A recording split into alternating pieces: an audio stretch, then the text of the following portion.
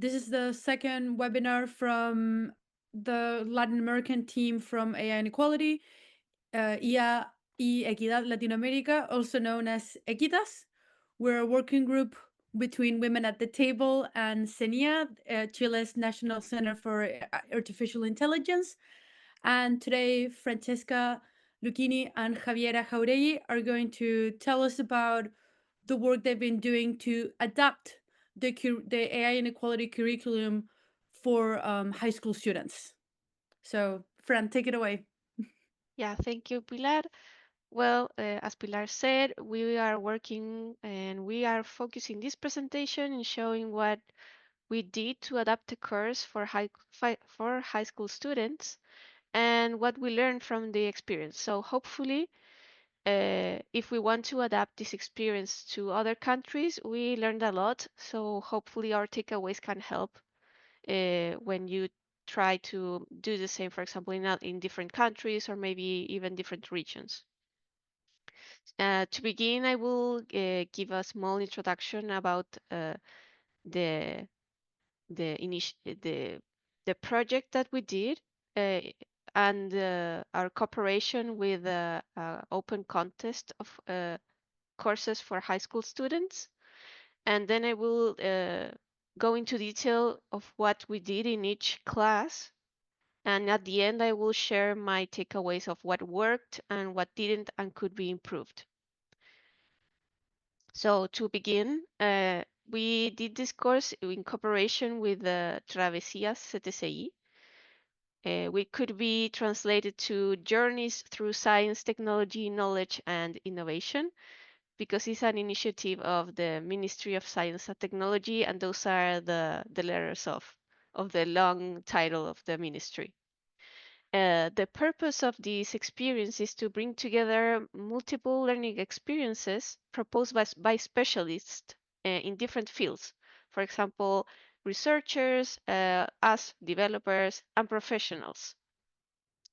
And the purpose is to implement those contents for educational communities and doing so with co-teaching between us, the specialists, and the teachers of a certain institution. So in order to do this project, we had to be selected by a school that wanted to do the course within their curriculum. So it wasn't like we just offered the course, we were actively working together with teachers from the place where we were going to teach the course. And that's very important because, as we always mention, in the original AI inequality course, that making communities participate of every experiences every experience is important. So it was very useful to us too. So what we did, how we planned this adaptation is that we had four class sessions of 1 hour each. And of course, each session had to have an activity. We decided to make group activities in this case. And after finishing the 4 sessions, we were requested to have a socialization event where the students share with the broader community what they learned and what they built during the sessions. The first session, of course, was Introduction to AI, what were its capabilities and potential risks, for example, how it affects our daily lives, what is an algorithm, etc. And the second session was Introduction to Human Rights and its relation to AI. The third session was case studies of risks of the use of AI and potential mitigations. And in the fourth session, we focus a lot on types of biases, and their presence in our lives. And the socialization event was done about 2 weeks later after we finished the course, and the students gather everything that was interesting to them and share that with their peers and other teachers. So in the first session, what did we do to teach students about AI and its possibilities and risks? Since it was the first class, we had to introduce a lot of basic concepts. For example, we had to teach them the definition or a potential definition of AI. For example, what is an algorithm? What is a bias? Because sometimes you ask students, do you know what a bias is? And many times they don't know what that means. So you have to also give that definition.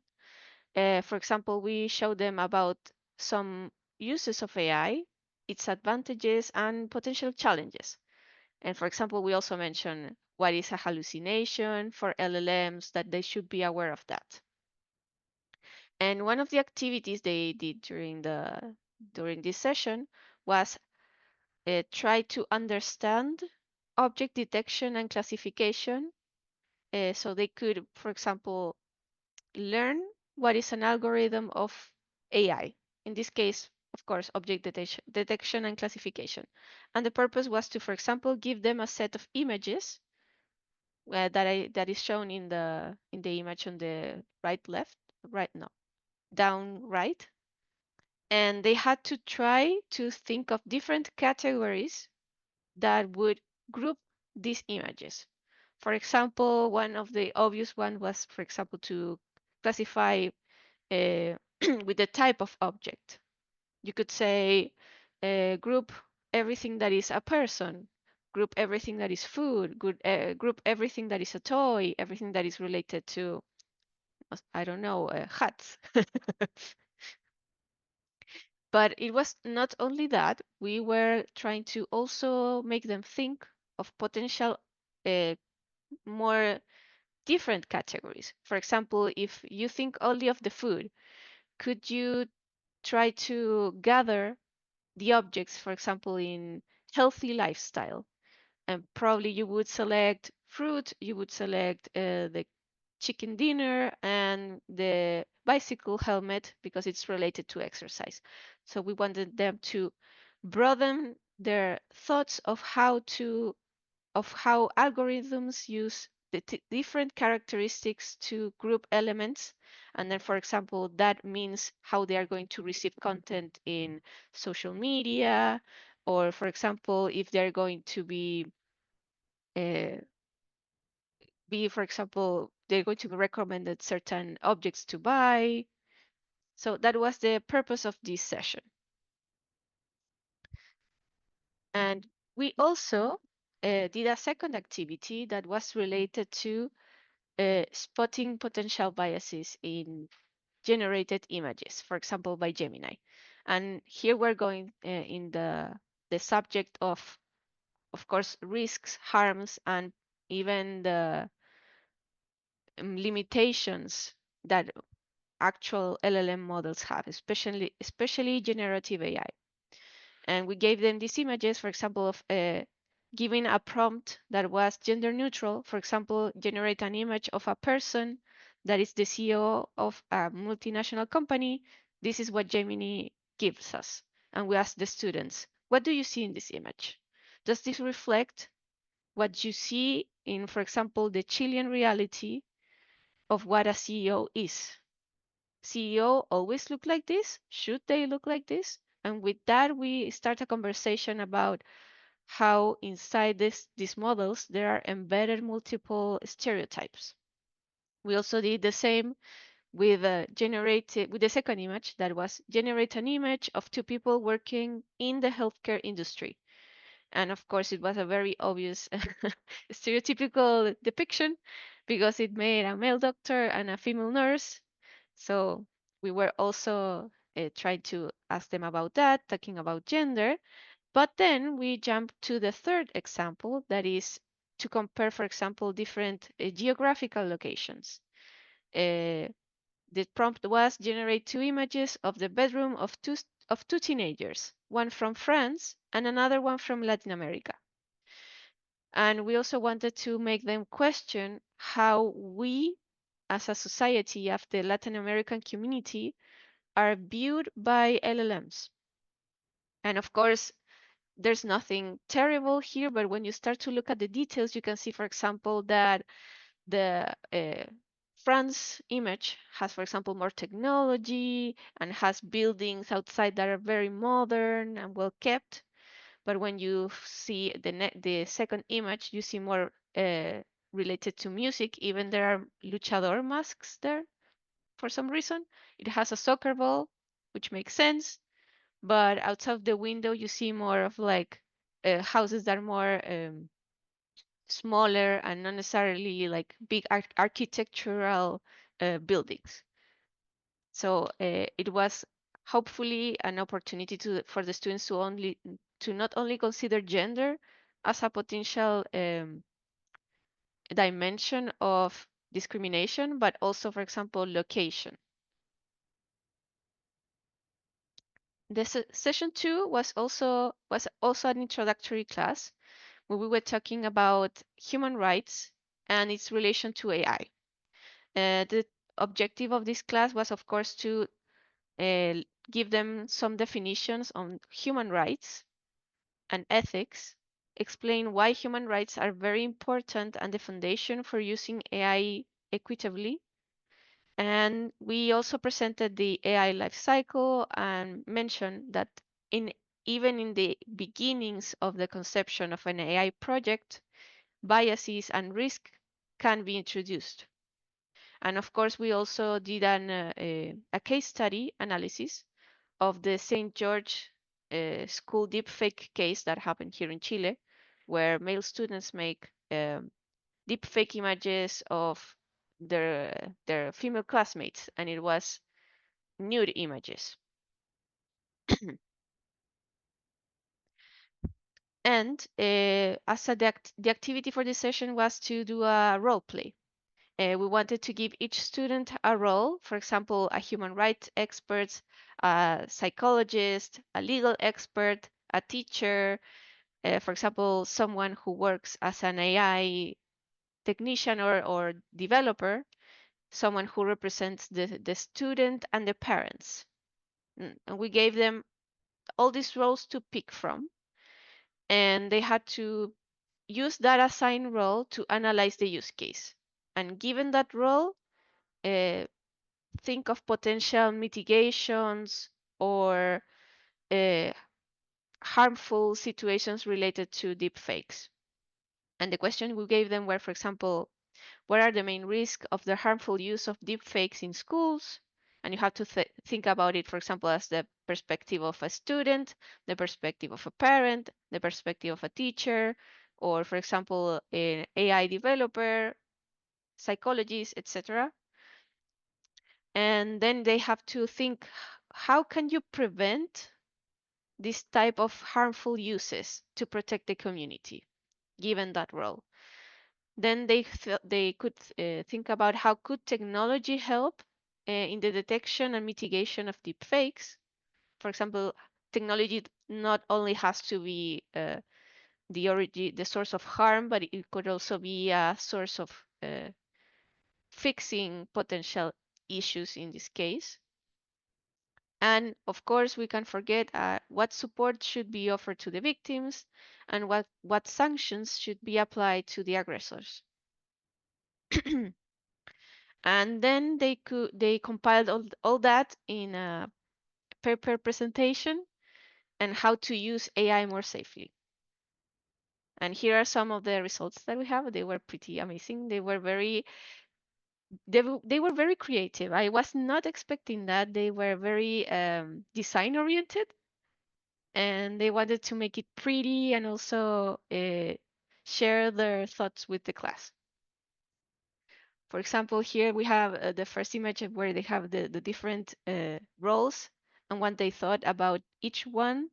And here we have a reflection, not a reflection, I'm sorry. They were thinking about if AI does have a conscience, does it know what is good and it's bad? And then they go on to talk about that machines don't have like an ethics. Uh, my cat is crying, sorry. If machines don't have like ethics embedded to them, they're just machines, and as that they can't really have an opinion of what's right or wrong, and so on. Here are some of the images of the students sharing their work with their peers. And yeah, they were pretty amazing at it. In the third session, we changed it a bit to more case studies. It was mainly case studies.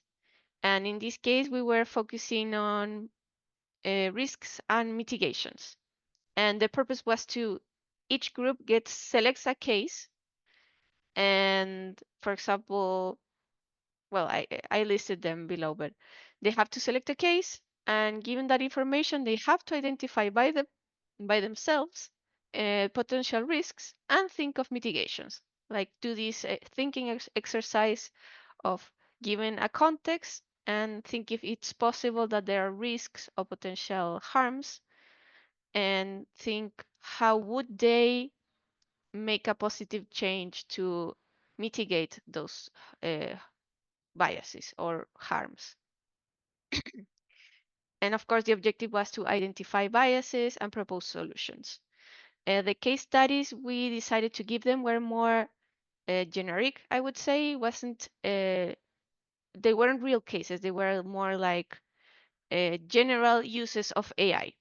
For example, case A was a hiring algorithm or a recruitment algorithm.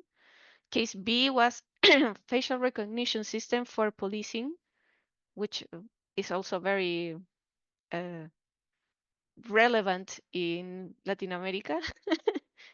And also KC, that was beauty filters on social media, because we also wanted them to think about how, for example, in TikTok, you share a video and and it has these options of touching up your appearance.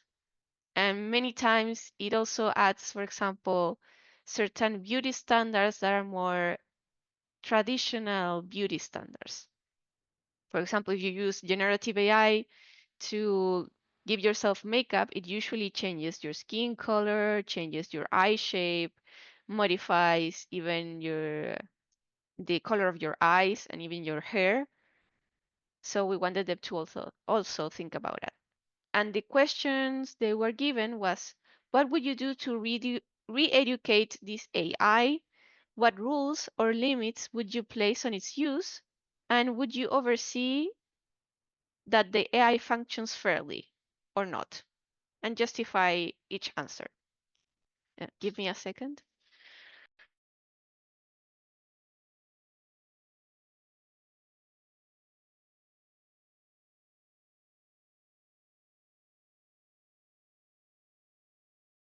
Sorry, my cat wanted to get out of the room, so. Okay, and here are the results of the work. We also did like posters, and they select each group selected one case, and they wrote uh, their solutions or whatever they answer to the questions in those posters. For example, here you have case A, where in the left they wrote potential biases, and in the right they wrote potential solutions. They, for example, mentioned that it could be like um, it could be harmful towards women, especially in hiring. In the case A, with that was a hiring algorithm, and they were thinking about how could that be mitigated. Session 4 was a little bit different because it was a little bit less related to AI in itself and more focused on biases in our daily lives. Eh, And the objective of this session was to study bias in our lives, for example, how it exists in schools and how it exists in our home lives. So the students had to a new poster, and they had to divide it between school and home, and they had to use sticky notes to identify bias in both settings. Then they had to share what they identify with the class. And we also wanted them to also relate that some of the biases that exist in school could also be affected, but by our biases that we live that we have at home. For example, multiple students mentioned in what are biases in school usually are very mean or harmful jokes about, for example, protected communities or characteristics. For example, if there's a man that looks more feminine, they mention those type of jokes. They also mentioned uh, students that come from different places, for example. For example, someone comes from a different country, and they also mentioned making fun of students that had speech impediments, for example. And at home, they also mentioned, yeah, at home, we usually share the workload of chores. However, my mom usually has the mental load of making sure that everything happens. So they identify that there's like not a strong necessarily division of only the mom takes care of homework. I mean, the of for example, chores of the house, but they usually are the ones that have to oversee that everything goes well and have that mental load added to themselves. And then they related that what sometimes happens at school usually can be replicated at home with certain families. Javiera also participated from this class, and the past one, I don't know if you want to share something that you noticed during those sessions. Yes, I would like say they were with a lot mo- motivation in the tasks. They give many interesting opinions. Um, they build between them groups, and they work together, and they had many opinions about that, and they know this inequality between, for example, women and men, Mm. and so it was very exciting for us, because they know what happened, and what what we need to change, for the present and the future. So it was a good experience for them and for us too, because it was our first experience with child, for example, and they had many interest in the activities. So I think it was a very good experience for them and for us. Yes. Yeah. Uh, I would say that it was very I want to highlight what Javiera said, that the students were very aware of existing bias. Uh, so maybe we could be also aware of that when we make potential iterations of this course. Because if they already know that, we don't have to prove it so hard. Maybe we could have more, emphasize more on what we could do together as a community.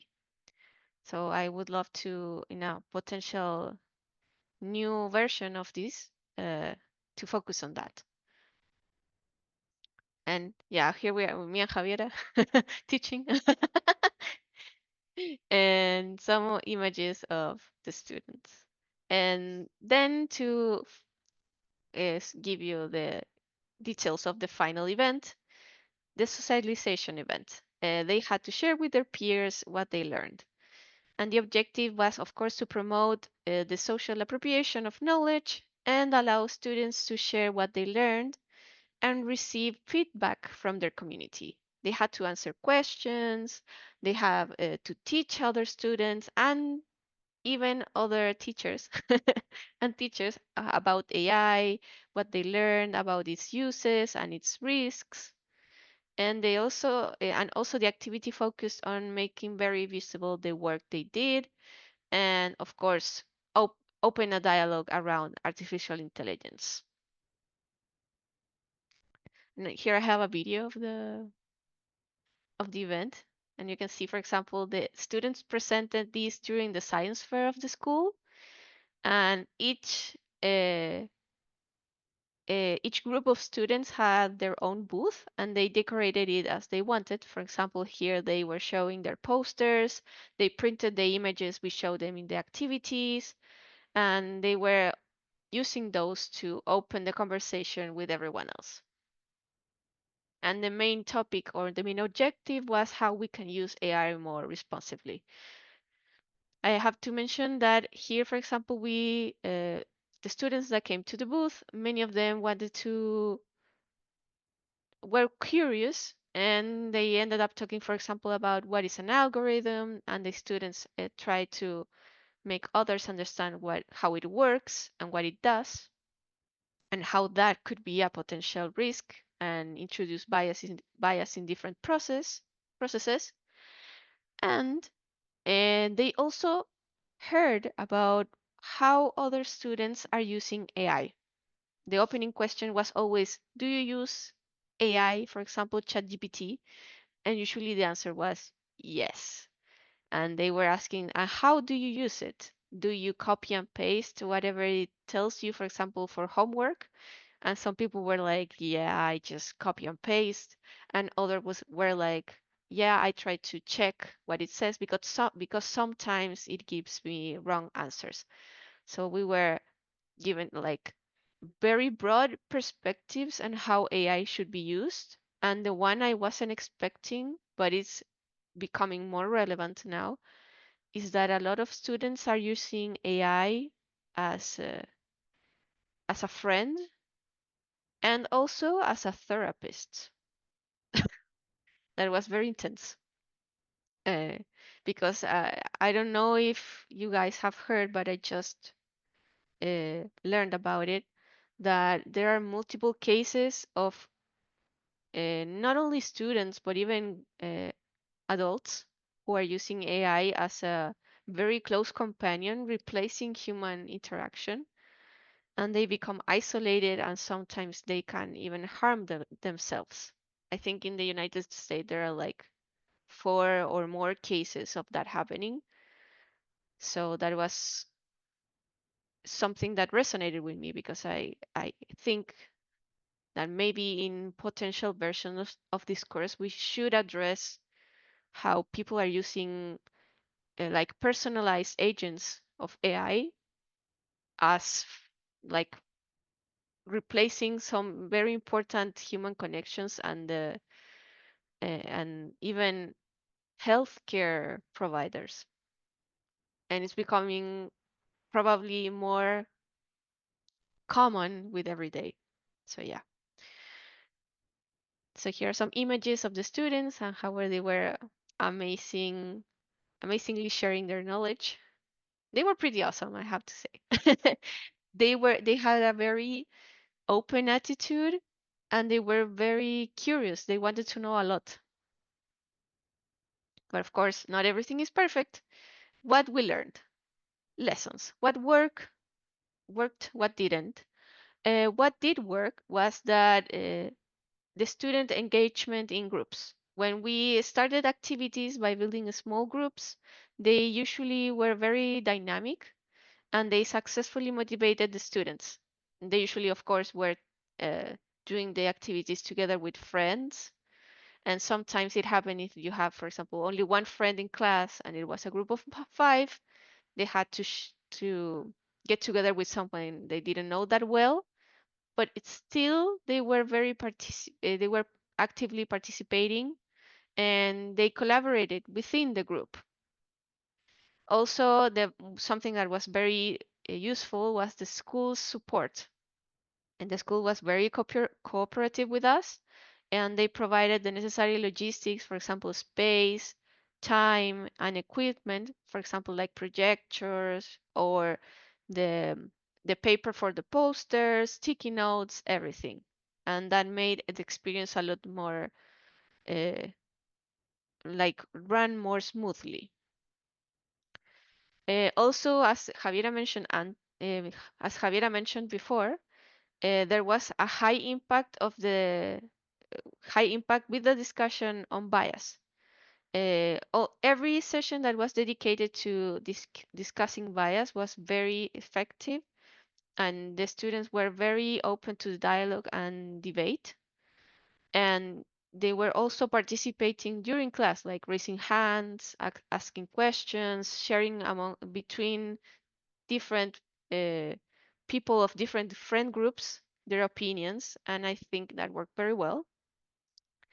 Also, something that was very necessary was one-on-one coaching, and I mean one teacher or specialist with one group, because sometimes the students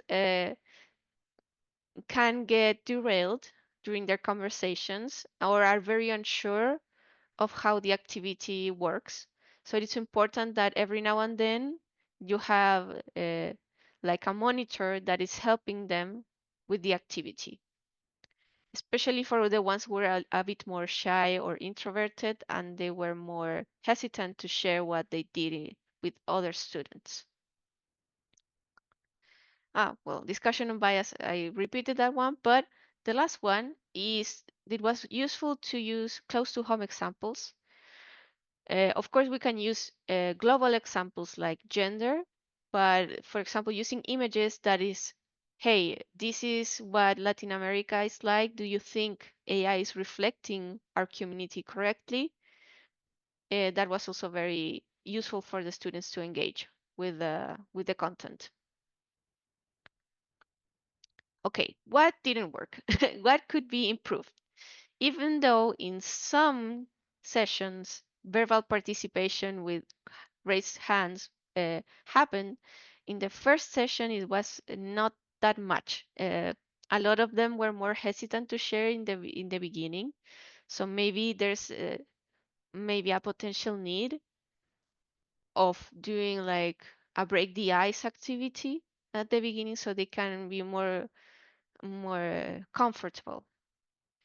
Also, some sessions had a keyword or content overload where where we were giving them too many new terms, and it was difficult for them to capture everything at the same time, and they got a bit distracted. So maybe we could do a more digested version of this and maybe include more small activities in between to help with this. Some activities also were a bit too complex and have too broad instructions. For example, the role play I mentioned for session 2 proved to be difficult to do because the students had a hard time to, for example, I think I mentioned it here. Yeah, the student had a hard time to empathize with roles that they didn't know too much about. For example, a psychologist. They are not really sure of what a psychologist does and what it should focus. They don't have the terms that psychologists use, so maybe that was too out of reach for the activity.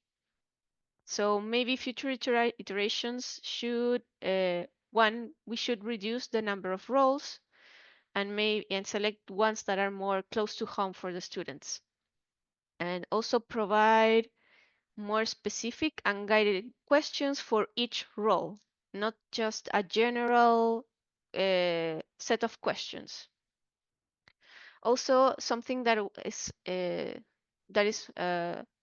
important to be mindful of is the infrastructure. Depending on which institution you are working with, sometimes you might have certain issues. For example, we had problems with unstable internet connectivity, and of course, we should have prepared for that. And we would recommend to always have the material ready and downloaded in your local computer. So you don't have to depend on if the internet is working or not. And the final thing that maybe we could improve was that as even if most of the class was participating, we always had one or two people who were very reluctant to participate and they didn't want to do group activities. So since this is an educational intervention, we thought that maybe it could be interesting to have prepared like an individual worksheet that these students could use or they could fill, even though they won't participate in the more general activities. So they could also learn and we can track their learning progress. And well, that's the end of the presentation. I don't know if there are any questions, maybe Pilar or Amina, but I think it was uh, a very enriching experience. I certainly would do it again, but I think, as I mentioned, there are a lot of things that I would like to, that I think we can do better, and we can help the students to learn more about AI and its relation to human rights. So I'm like motivated to do it again. Oh, thank you, Fran. I think that was wonderful and really, really informative, and it really shows how much work you guys put into making this adaptation, and it seems like the students really enjoyed it. So maybe I just have a question, which is, were you able to talk to the teachers or the school after all the sessions? What did they think of the whole course? We received a feedback from Travesias that we want to incorporate in future versions. And the teachers usually gave us feedback through our WhatsApp group, and they usually say that it was very interesting and they liked it. But we haven't done like a formal session of feedback. Uh, well, that's something we could add to the could be improved section, because I'm sure that some teachers were also maybe they were also reluctant to give a more detailed opinion because they're not AI experts. So maybe they were just like, well, I don't really know about AI. Maybe I don't have a relevant opinion to give. So perhaps using a specific instance to say we need to hear about from you because you are the teachers, you know how your students are. What would you make to improve this process? A specific session for that would be, I think, very productive.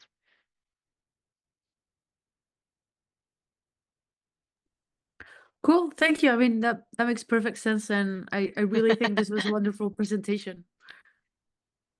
Yeah, and I mean, if we can do it in different countries, I would love that. We, as I mentioned in the last presentation, we have ties with a lot of different countries in Latin America, and we also have someone who is working with children and vulnerable communities in Colombia, and that could also be an opportunity to take this and make it make an improved version and also share about AI with different regions.